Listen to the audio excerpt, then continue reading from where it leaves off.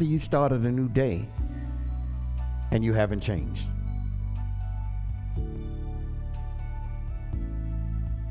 Nothing about you, nothing about your environment, nothing about your situation, nothing about the status of your life, nothing about the economic study that you have has changed.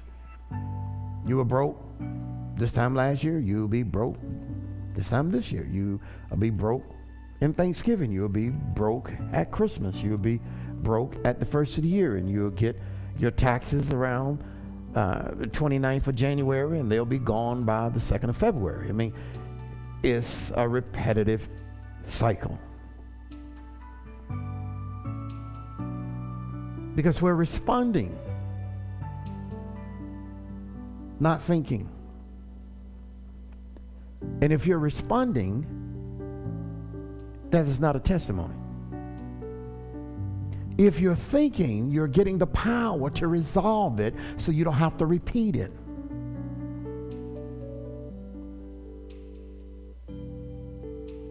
One of the issues is we spend too much time trying to act like the crowd.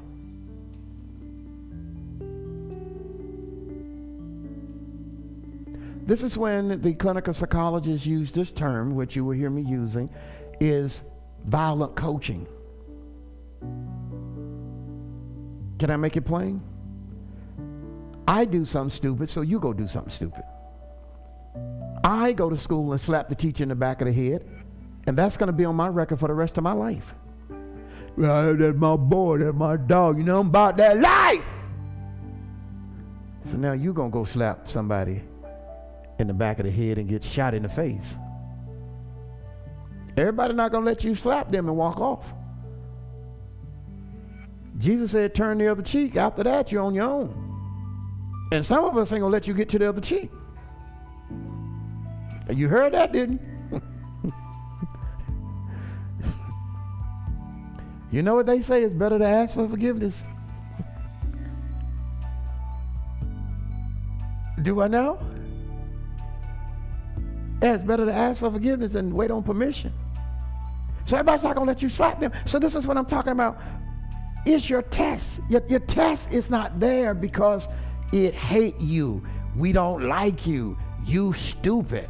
You having a hard time in your life. Sometimes you're having a hard time in your life because you've not handled the test that's been in the back. You get them tests over. Take the test. Take the test. But this time when you take the test, don't take the test with your past. Don't take the test with your group. Because sometimes, listen, I fail listening to the people. Well, yeah, they ain't but 3 questions, man. That's all it is, dog. Getting in there, 22 questions. You in there looking at the paper like this.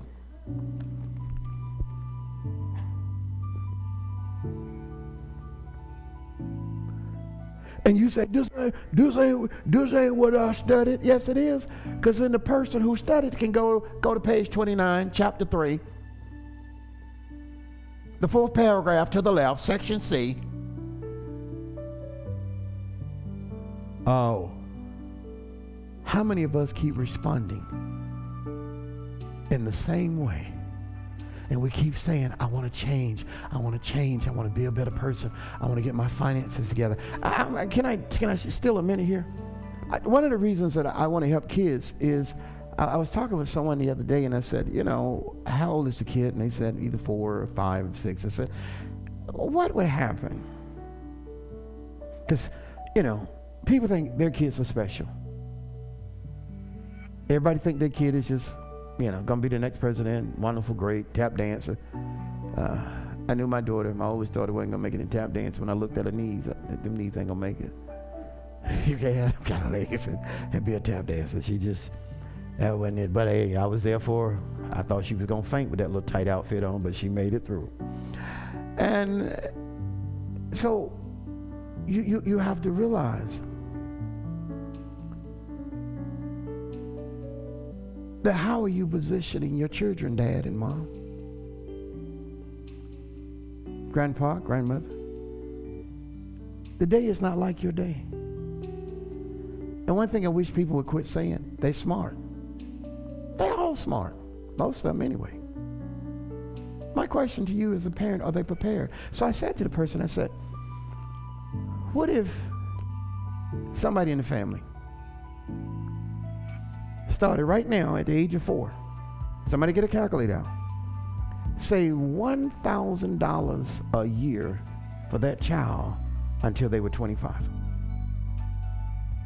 This ain't talking about the 529 and the college fund and all of that. I'm just talking about, what poor people don't do.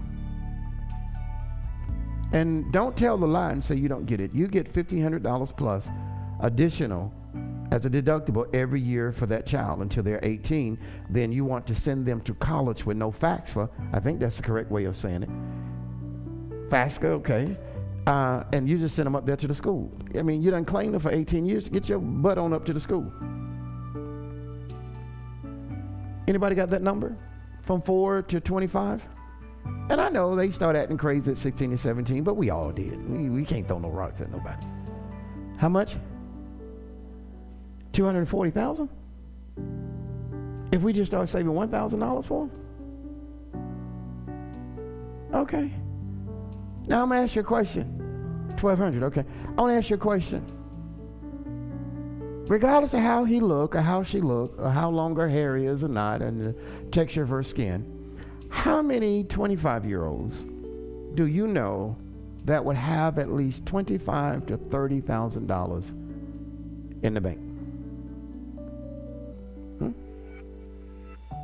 Less than a fraction of a percent. If you want your grandson, you want your granddaughter, you want your kids, hang out with me this month because I feel like I owe it to the kids. So I'm going to teach kids finances. I got a coin jar, one for my grandson. I help my granddaughter with something, but I'm going to show you how the goal is to just save $1,000 a year as a kid. Now,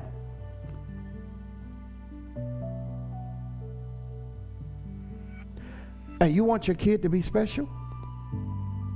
Keep it to he or she, put it in a trust at a bank, keep it to their 25, and they, between 26 and 30, I think the psychologist said that's when the other part kicks in. We have such a short window.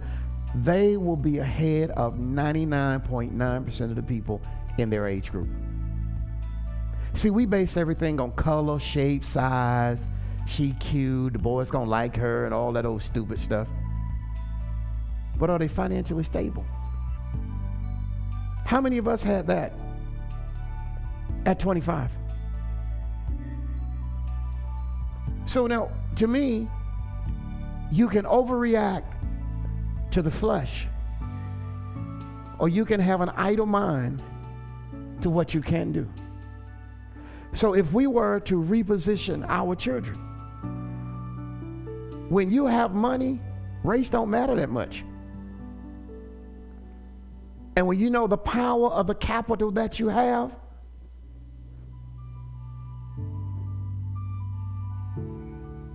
because right now, the average American don't even have $400 saved up. Now they got it on a credit card. Credit card it's not a savings. Well, that's what people need to hear. So this is why I'm saying, see, if our test, if we only address our test with our feelings and emotion, it is not the test of change. This is why people keep walking around in the same circle.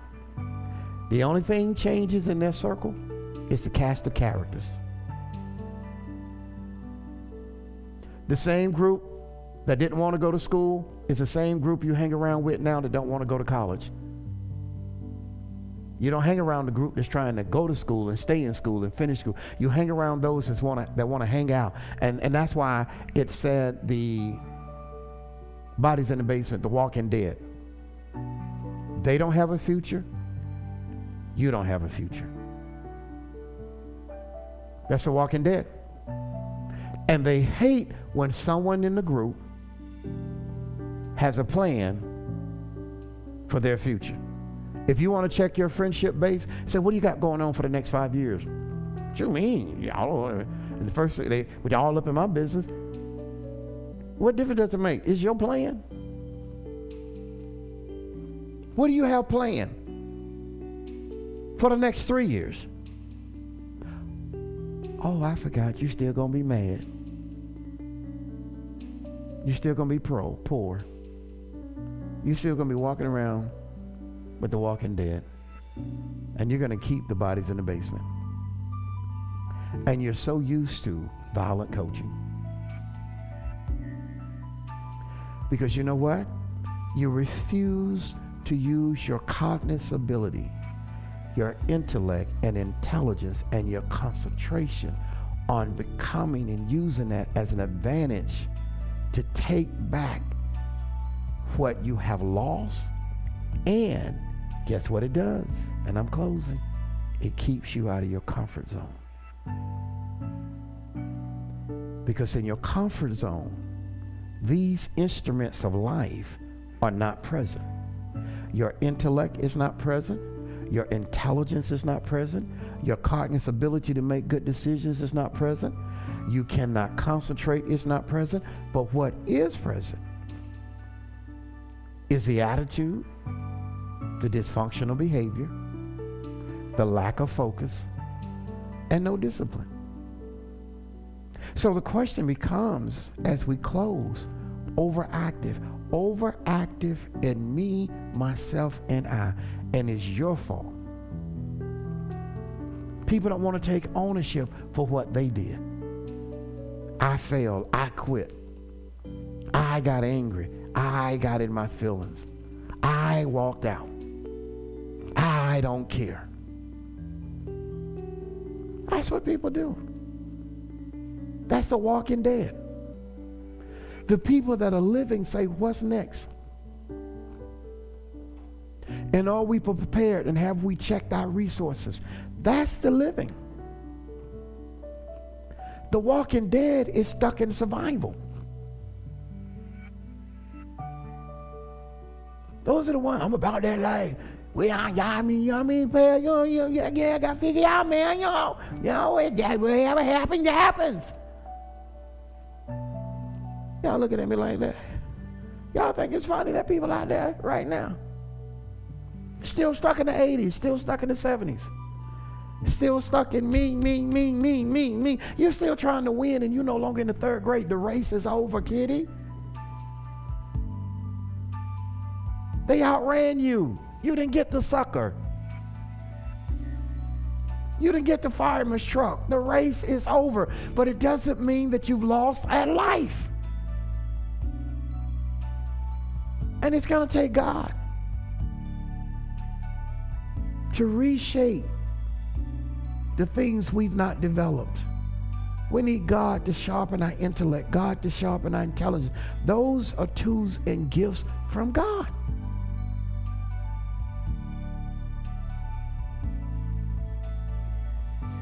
The emotions and all that stuff, can I be honest with you? That's from the animal kingdom. We were made from the same dirt as it. And I know some of y'all think y'all some pretty dirt. Some of y'all some highfalutin dirt. Some of y'all some special sand dirt from the other side. I know how you feel about yourself. All right, not eat that. That's not what we all dirt. I looked at something today, and they were talking about not eating this and this and that. I said, man, we just may as well go back to eating sand. We just need to go back to eating mud pies and eating dirt, because just about anything that you try to eat, somebody going to say something wrong with it. But I wonder, is there anything wrong with eating dirt? Because that's about the only thing that ain't nobody criticizing. Because if you eat tomato, I don't eat tomato. You eat potato, it's a hybrid. You eat broccoli, it's a hybrid. You eat fruit, it got too much sugar in it. So what can we do? Just everybody just go back and just start eating dirt. Somebody asks you what you eating this morning, I'm eating a bowl of dirt.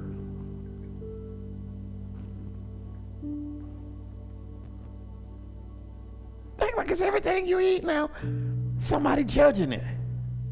Oh, you eat meat? You don't love animals. I love animals, love the meat too. So, I mean, come on. Did I help you this evening? God bless you. I'll see you soon.